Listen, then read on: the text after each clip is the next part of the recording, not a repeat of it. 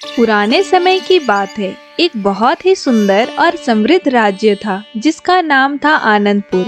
सच कहे तो इस राज्य में नाम के विपरीत कुछ भी आनंदपूर्ण नहीं था, क्योंकि यहाँ के राजा महाराज विक्रम सिंह पिछले कुछ महीनों से अपनी मशहूर हंसी भूल चुके थे। महाराज विक्रम भले ही 40 वर्ष के थे, लेकिन उनका दिल किसी 18 साल के युवक जैसा था, चंचल और मजाकिया। पर अब उनकी आंखों में एक अजीब सी उदासी थी। महल के दरबार में एक गंभीर शांति छाई हुई थी। महाराज, मैं आपको चौथी बार यह बात बता रहा हूँ कि राज्य के कर संग्रह में इस बार 10% की वृद्धि हुई है। इसका मतलब है कि राजकोष पूरी तरह से भरा हुआ है। आपको तो खुश होना चाहिए। ओह विमल, तुम हर बार राजकोष की बात क्यों करते हो? राजकोष की बात सुनकर किसी दुकान के मुंशी जैसा महसूस होता है मुझे, किसी राजा जैसा नहीं। मेरी समस्या कर संग्रह नहीं है। मुझे लगता है कि मेरी हंसी का खजाना खाली हो चुका है। मैं थक सा गया हूँ। पर महाराज, इतने वर्षों का मंत्री पद का मेरा यह अनुभव कहता है कि एक राजा के लिए उसकी प्रजा की खुशी और राजकोष में खजाने होने से बढ़कर और कोई खुशी नहीं होती। मंत्री जी, पता नहीं मेरे पास ये सारी चीजें हैं, परंतु मेरे चेहरे की खुशियाँ पता नहीं क्यों गायब हो चुकी है। महाराज, मुझे लगता है कि आपको शिकार पर जाना चाहिए। क्या पता किसी जानवर का शिकार करके आपके चेहरे की खुशी लौट आए। मैं शिकार पर गया तो था मंत्री जी, लेकिन किसी जानवर का शिकार ना कर पाने की वजह से मुझे अंत में निराशा ही हाथ लगी। महाराज, आप स्वयं ही तो आनंदपुर के सबसे बड़े आनंद हैं, लेकिन यह थकान यह बताती है कि आपका दिल किसी नई साधारण खुशी की तलाश में है। यह जीत, इतने सारे राजकोष के खजाने, ये आपको प्रभावित नहीं करते? क्षमा करें महारानी, यह बहुत गंभीर मामला है। महाराज को खुश करने के लिए मैंने एक अत्यंत गोपनीय योजना बनाई है। अगर शिकार नहीं तो मेरे अनुसार कल सुबह हम एक हाथी दौड़ का आयोजन करेंगे। उसमें जो जीतेगा उसे महाराज सोने का मुकुट देंगे। क्या कहते हैं महाराज? पिछली बार ही हाथी दौड़ हुआ था विमल, तो हाथी फिसल कर गिर गया था। अब मैं किसी की भागा दौड़ी देखकर खुश नहीं हो सकता। ओहो, पता नहीं इस इंसान को किस बात पर खुशी मिलेगी। मुझे लगता है कि इन्हें तो संन्यास ले लेना चाहिए, तभी ये चैन की जिंदगी जी सकते हैं। क्या कहा तुमने? मुझे संन्यास ले लेना चाहिए? नहीं तो महाराज, मैंने तो ऐसा कुछ नहीं कहा। अगर आप संन्यास ले लेंगे तो इस राज्य को कौन संभालेगा महाराज? तभी पर्दे के पीछे से अचानक एक छोटा सा बच्चा आता है। यह है राजकुमार आर्यन। अरे राजकुमार, आपके सिर पर ये अजीब टोपी और मुंह में दो बड़ी बड़ी नकली मूछें, ये किस भेष में आ गए हैं आप? अरे तुम सब कौन हो? मैं हूँ हास्य सेनापति। मैं तुम्हें हंसाने आया हूँ। महाराज और महारानी थोड़ा मुस्कुराते हैं, लेकिन तभी मंत्री विमल डर जाते हैं और बोलते हैं, राजकुमार, आप यहाँ, यह राज दरबार है। आपका हास्य कर नियम पुस्तिका के अनुसार खंड 3 अनुच्छेद 4 का उल्लंघन करता है। ओ मंत्री जी, क्या आपका नियम खंड मेरे पिताजी के हंसी से अधिक महत्वपूर्ण है? महाराज हंसने की कोशिश करते हैं, लेकिन असफल रह जाते हैं। वह प्यार से राजकुमार को कहते हैं, मेरा शेर बेटा, तुमने कोशिश तो की, और वैसे ये जो मूछें हैं, यह तुम्हारी सबसे अच्छी मूछें हैं, लेकिन आज मेरे दिल का दरवाजा बंद है। आज तुम्हारी चाबी काम नहीं करेगी बेटा। महाराज ने बेटे की हंसी को भले ही टाल दिया हो, पर उनके मन में कहीं न कहीं यह बात बैठ गई थी कि यह बनावटी शाही जीवन और नियमों की दीवारें ही उनकी हंसी को खा रही है। वहीं दूसरी तरफ रामाकांत का परिवार गोलगप्पा बेचा करता था। अरे चाचा, कहिए कितने प्लेट गोलगप्पे लगाऊं? मेरे लिए 3 प्लेट गोलगप्पे लगाओ और तीखा थोड़ा कम रखना, ठीक है? वो क्या है ना, अब उम्र हो गई है तो तीखी चीज हजम नहीं होती बेटा। अरे चाचा, आप उसकी फिक्र मत कीजिए, मैं आपके लिए बिना मिर्च वाली पानी पूरी बनाता हूँ। बेटा रमाकांत, तुम्हारे गोलगप्पे न जाने क्यों तुम्हारे पिताजी की याद दिलाती है। भाई, तुम्हारे पिताजी जो गोलगप्पा बनाते थे ना, आहा, खा कर मानो मजा ही आ जाता था। अरे, मैंने ये स्वादिष्ट गोलगप्पे बनाना उन्हीं से तो सीखा है। वैसे चाचा, रमेश आजकल कहीं दिखाई नहीं देता। हाँ बेटा, वह क्या है ना, वह दिन भर घर का काम करता है, फिर खेतों का काम में व्यस्त हो जाता है, तो इसीलिए दिखाई नहीं देता है वह।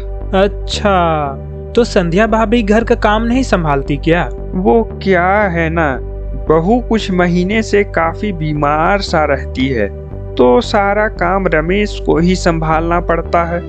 अब मेरी उतनी उम्र नहीं कि उसके कामों में हाथ बटा सकूं। अच्छा, वो सब छोड़ो, तुम मुझे जल्दी से गोलगप्पे खिला दो बस। अरे हाँ चाचा, मैं तो बातों बातों में भूल ही गया था। यह लीजिए आपके गोलगप्पे। रामाकांत हरिया को गोलगप्पे देता है और हरिया उस गोलगप्पे को बड़े चाव से खाता है। अरे वाह वाह वाह वाह वाह, आज तो मजा ही आ गया बेटा। ये बताओ, पैसे कितने हो गए मेरे? 30 रुपए हो गए चाचा। और हाँ, यह लीजिए, मेरी तरफ से यह गोलगप्पे बच्चों के लिए। अच्छा ठीक है बेटा, लाओ, मैं उन्हें दे दूंगा। रमाकांत कुछ गोलगप्पे हरिया को दे देता है। तभी उसकी पत्नी उससे कहती है, अजी, ऐसे फ्री के गोलगप्पे देते फिरोगे तो हमारी कमाई कैसे होगी? अरे पार्वती, बस 10 गोलगप्पे ही तो दिए हैं, और वैसे भी रमेश मेरे बचपन का मित्र है, इतना तो मैं कर ही सकता हूँ ना। हाँ, लेकिन यह मत भूलिए कि हमारा भी एक परिवार है जो इस गोलगप्पे के दुकान के सहारे ही चलता है। अच्छा, वो सब छोड़ो, चलो अब शाम हो चुकी है, हमें घर की ओर निकलना चाहिए। अगली सुबह महारानी मीनाक्षी और महाराज विक्रम महल के बगीचे में टहलते हुए आपस में बातें करते हैं। महाराज, जैसे कि कल मंत्री जी ने कहा था, मुझे लगता है कि आपको अब शिकार पर जाना चाहिए। आप बिल्कुल ठीक कहती हैं महारानी, मैं शिकार पर अवश्य जाऊंगा और इस बार एक शेर का शिकार करके लाऊंगा। वाह, मुझे तो इसका इंतजार रहेगा महाराज। एक शेर जिसे आप खुद शिकार करके लाएंगे? तभी राजकुमार वहां आते हैं और अपने पिताजी से कहते हैं, पिताजी, क्या मैं भी शिकार पर चलूं? मुझे भी शिकार करना है। नहीं बेटा, क्या पता तुम्हें देखकर शेर भाग जाए। हाँ, मैं इतना खूंखार जो लगता हूँ, वो तो भागना ही है। सारे लोग हंसने लगते हैं, परंतु महाराज के चेहरे पर अभी भी वह असंतोष की भावना झलक रही थी। माँ, पिताजी को क्या हो गया है? जब देखो किसी बात पे मानो खोए से रहते हैं। किस बात की निराशा है उन्हें? राजकुमार आर्यन उदास होकर वहां से चले जाते हैं। तभी रानी मीनाक्षी महाराज विक्रम से कहती हैं, सारे लोग आपके चेहरे पर वह पुरानी मुस्कान देखने के लिए तरस रहे हैं महाराज, पर पता नहीं आपको क्या हो गया है। मैं ये दिखावटी मुस्कान कितने दिनों तक लेकर घूमूंगा? जब तक वह हंसी दिल से ना निकले, वह व्यर्थ है रानी मीनाक्षी। इतना कहकर महाराज शिकार के लिए जंगल की ओर निकलते हैं। तभी मंत्री विमल रानी मीनाक्षी से कहते हैं, महारानी, आप इजाजत दे तो मैं आपको एक तर्क दे सकता हूँ। हाँ, कहिए ना मंत्री जी, कैसा तर्क? मुझे लगता है कि महाराज विक्रम को कुछ दिनों के लिए आम जिंदगी जीने दिया जाए।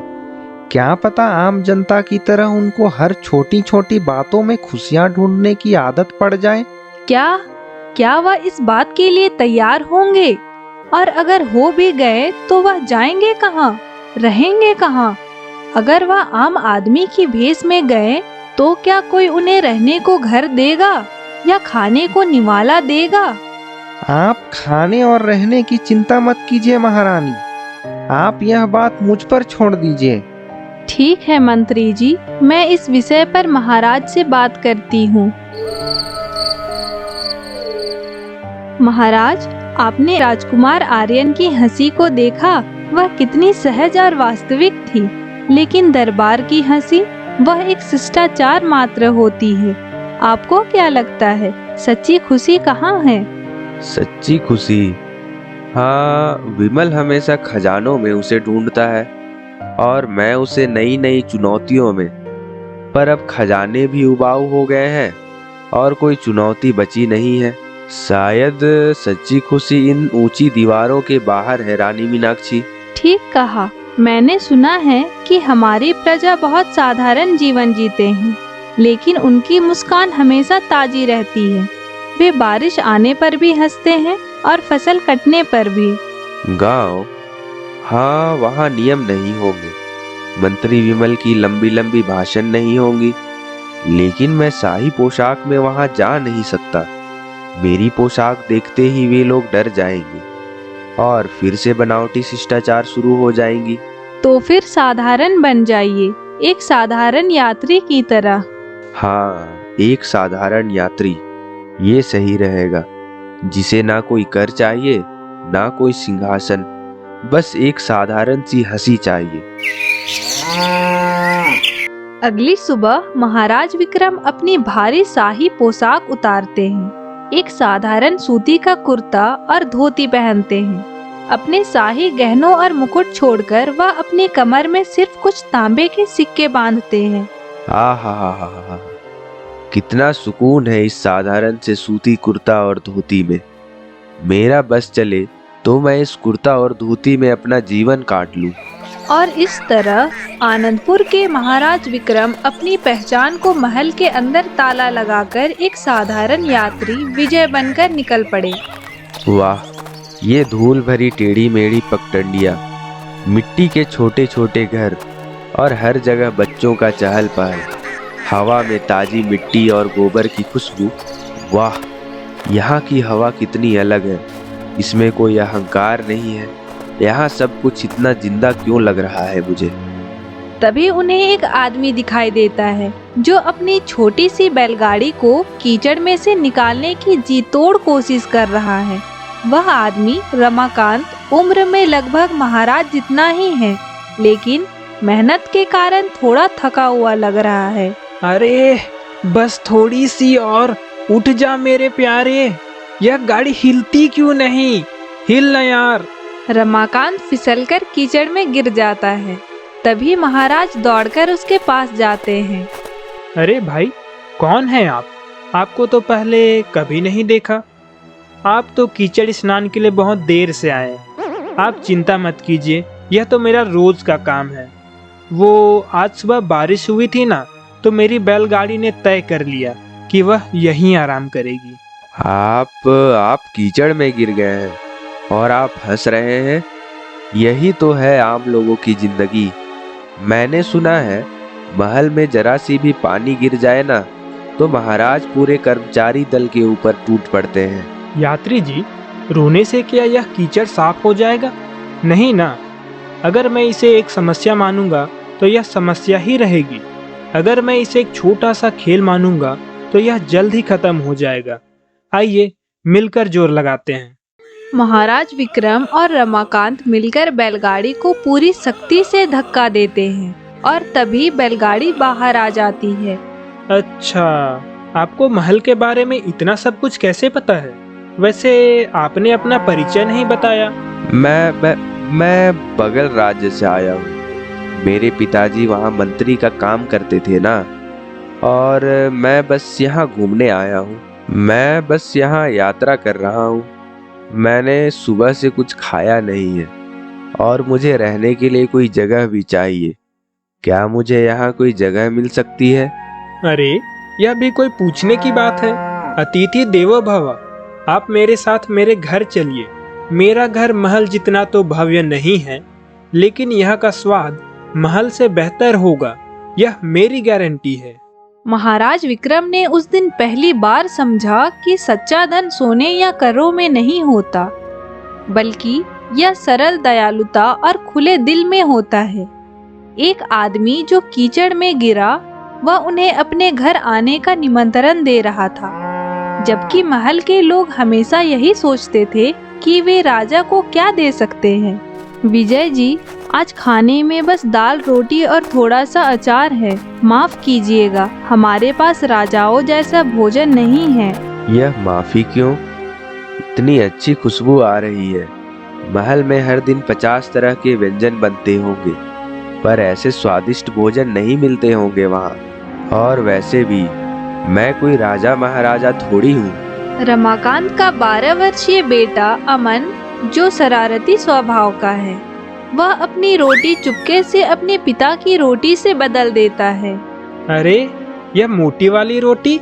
अमन, तुमने फिर से मेरी रोटी चुराई? नहीं पिताजी, मैं तो बस आपकी जांच कर रहा था कि आपकी याद रखने की शक्ति कितनी तेज है। आप लोग इतना खुश कैसे रह लेते हैं?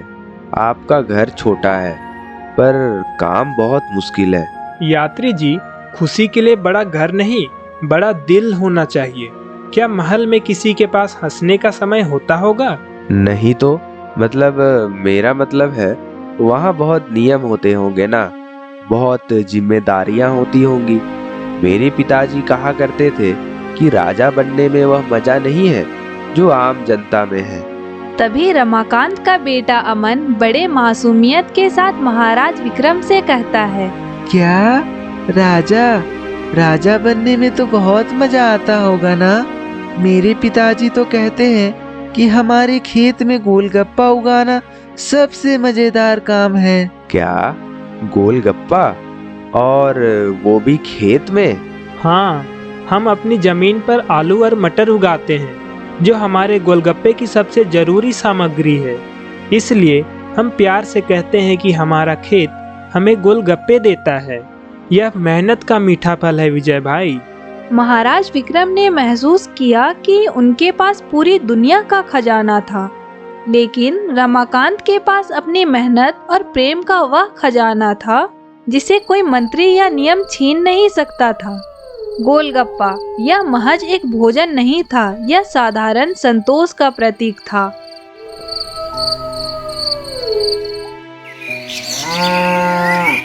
उफ, मैं तो रात भर ठीक से सो भी नहीं पाया।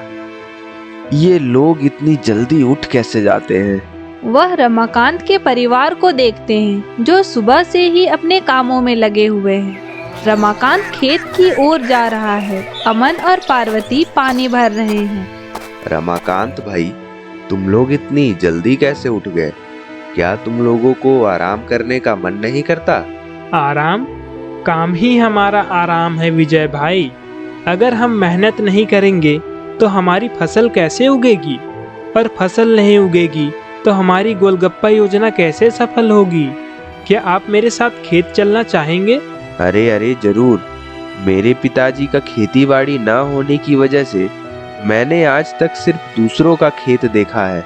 महाराज और रमाकांत खेत की ओर जाते हैं। महाराज पहली बार अपने हाथों से मिट्टी छूते हैं।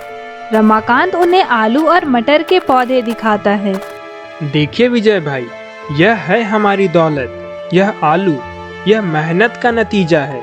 हम इसे उगाते हैं, इसे पकाते हैं और फिर इसे मसालों के साथ मिलाकर आनंद का मसाला बनाते हैं। और यह मटर, यह हमें याद दिलाता है कि भले ही हमारा जीवन छोटा और गोल हो, पर उसमें बहुत कुछ भरा हुआ है। तो आपका खजाना जमीन के नीचे है। महलों में तो वहाँ के खजाने जमीन के ऊपर होते होंगे, फिर भी आपको आपका खजाना हंसी देता है और वहाँ के लोगों को उदासी। विजय जी, खजाना तो बस एक चीज है। असली बात तो यह है कि जब आप कोई चीज खुद से बनाते हैं तो उसमें आपका दिल होता है। आप अपने महल में भोजन खाते हैं जो आपके सेवक बनाते हैं। मैं यह भोजन अपने हाथों से उगाता हूँ। हर दाना मुझे याद दिलाता है कि मैंने मेहनत की है। पिताजी देखिए, आज शारदा ने सबसे अच्छा आलू निकाला है। यह बिल्कुल गोल है, गोलगप्पा जैसा, और यह बहुत स्वादिष्ट बनेगा।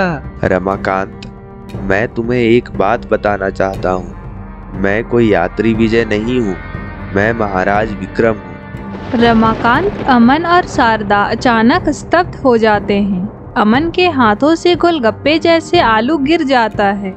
महाराज, हमें क्षमा करें, हम आपको पहचान नहीं पाए। अरे नहीं नहीं नहीं, रुको, यही तो मेरी समस्या थी। मैं जहाँ भी जाता हूँ लोग डर जाते हैं, वे मुझे राजा देखते हैं, इंसान नहीं।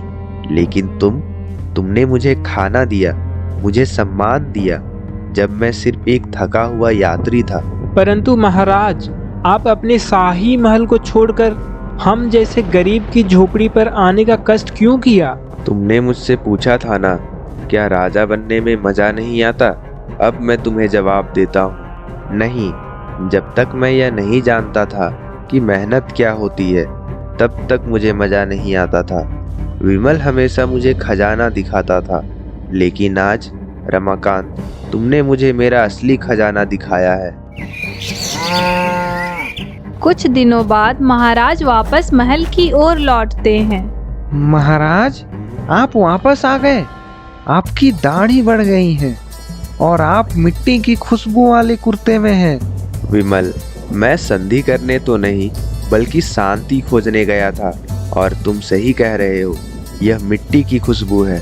विमल, मेरी हंसी का खजाना भर गया है।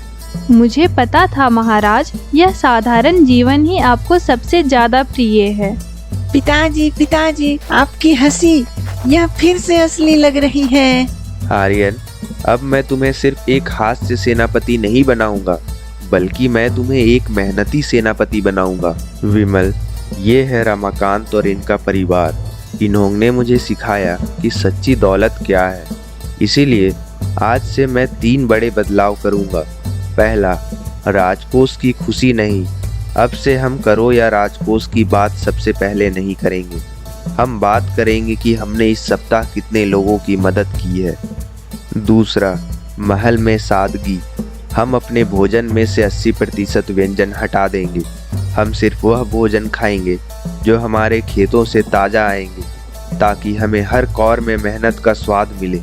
तीसरा और सबसे ज़रूरी, गोलगप्पा दरबार। हर पूर्णिमा को महल में आनंदपुर का गोलगप्पा दरबार लगेगा, जहां हम सब साधारण वेश में आएंगे और रमाकांत के खेत के आलू से बने गोलगप्पे खाएंगे, और केवल सच्ची जोरदार हंसी ही स्वीकार्य होगी। गोलगप्पा, वो भी दरबार में? लेकिन महाराज, यह राज्य शिष्टाचार के नियम 4 खंड 8 का उल्लंघन करता है। विमल, अब से सच्ची खुशी ही सबसे बड़ी नियम है। रमाकांत, तुम मेरे महल के आनंद मंत्री हो। और इस तरह महाराज विक्रम ने न केवल अपनी हंसी वापस पाई, बल्कि उन्होंने अपने राज्य से भी एक अमूल्य सबक सीखा। महाराज के वापस आने के बाद मंत्री विमल महल की शाही रसोई में जाते हैं और वहां रखे साधारण सब्जियां और आटे की बोरी देखकर रसोइये पे चिल्ला पड़ते हैं। क्या? यह क्या मजाक है? केवल चावल दाल, और यह खेत की सामान्य गोभी। महाराज के नाश्ते के लिए उनकी पसंदीदा 12 परतों वाली केसरिया जलेबी कहाँ है?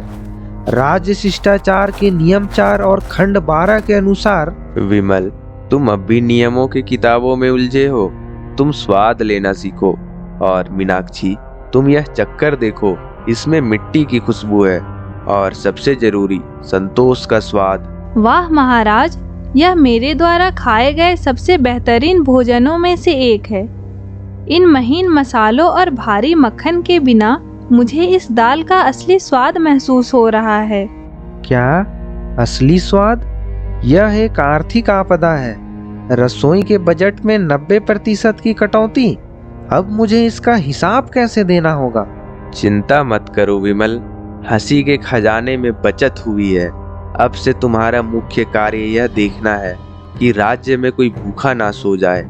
कर संग्रह की चिंता नहीं, बल्कि करुणा संग्रह पर ध्यान दो। पिताजी जल्दी चलिए, हमें कल गोलगप्पा दरबार के लिए आलू छांटने हैं। राजकुमार आर्यन ने कहा है कि वह इस बार सबसे बड़े और सबसे गोल आलू खुद चुनेंगे। पिताजी देखिए, आज पाठशाला में हमें महाराज विक्रम के करुणा संग्रह सिद्धांत के बारे में पढ़ाया गया और हमारे शिक्षक ने कहा कि हमें मेहनत से पढ़ना चाहिए, क्योंकि मेहनत ही सबसे बड़ी दौलत है। बेटा, यह तो वही बात है जो मैंने महाराज को खेतों में बताई थी। आज मेरी बात किताबों में छप गई। पिताजी, और आपको पता है, कल मुझे महल की रसोई में महारानी मीनाक्षी के साथ गोलगप्पे का तीखा पानी बनाने का मौका मिलेगा। यह सब महाराज की वजह से है। उन्होंने हमें केवल पैसा नहीं दिया, उन्होंने हमें सम्मान दिया है।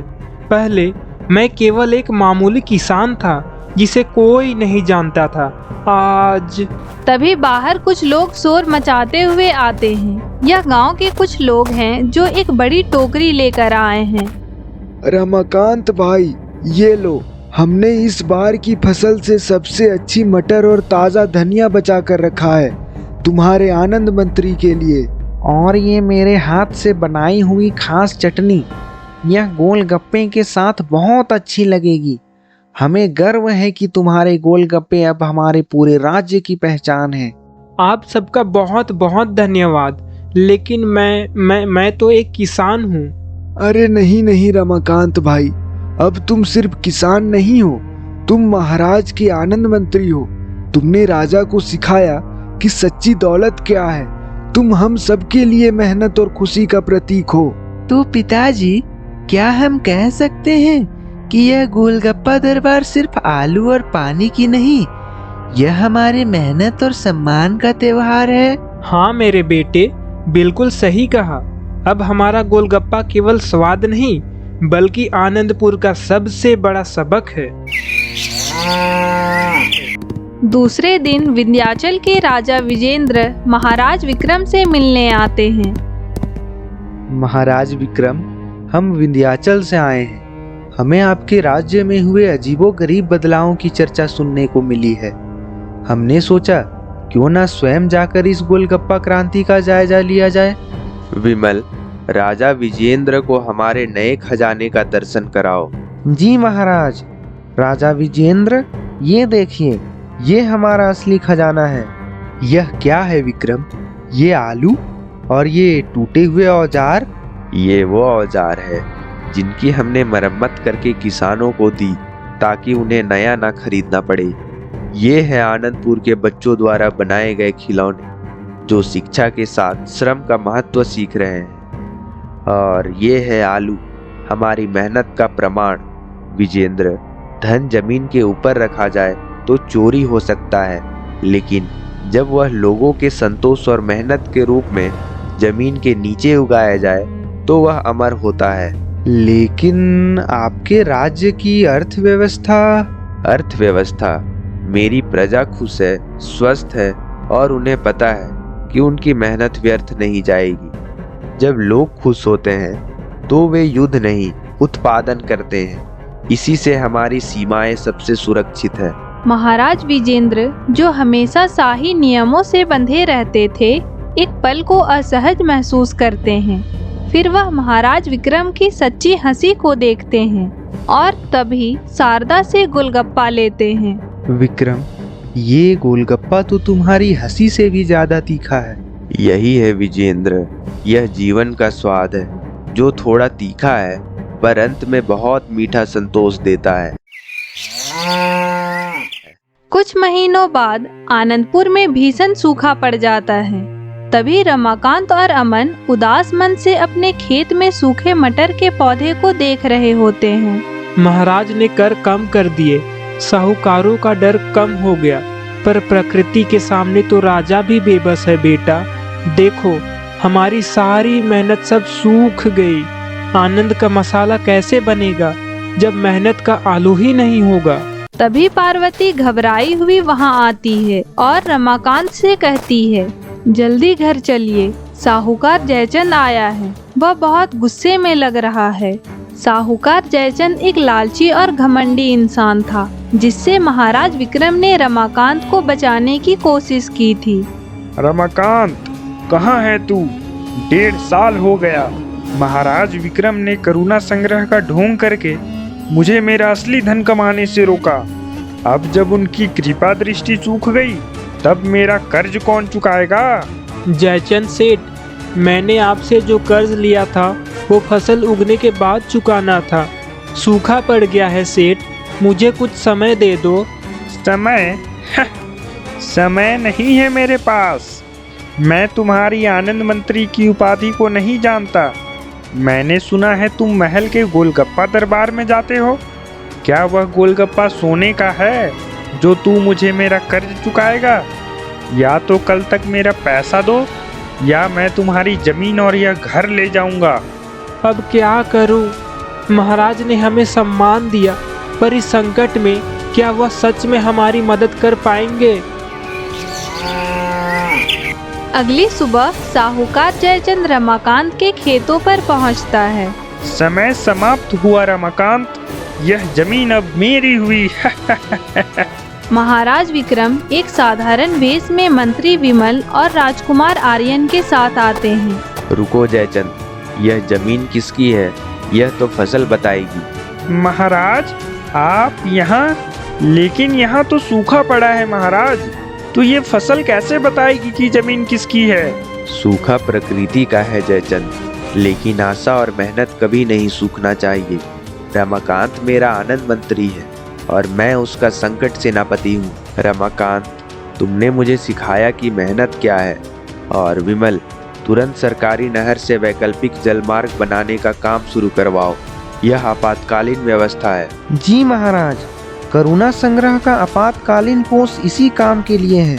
जयचंद, यह जमीन अभी भी रमाकांत की मेहनत के नाम है। मैं तुम्हें राजकोष से सीधे पैसे नहीं दूंगा, लेकिन मैं रमाकांत की अगली 2 फसलें राजकीय मूल्य पर खरीदने का आश्वासन देता हूँ। यह राजकीय करुणा निवेश है। जयचंद, जो राज्य की शक्ति और महाराज के श्रम दोनों से डर गया था, वह चुपचाप समझौता स्वीकार करता है। महाराज, आपने केवल मेरा कर्ज नहीं चुकाया, आपने हमारी आशा को सींचा है। महाराज विक्रम ने सिद्ध कर दिया कि सच्ची दौलत राजकोष में नहीं, बल्कि एक किसान की आंखों की चमक में होती है। उनका करुणा संग्रह सिद्धांत सूखे में भी नहीं सूखा, क्योंकि यह मानव विश्वास की नींव पर बना था।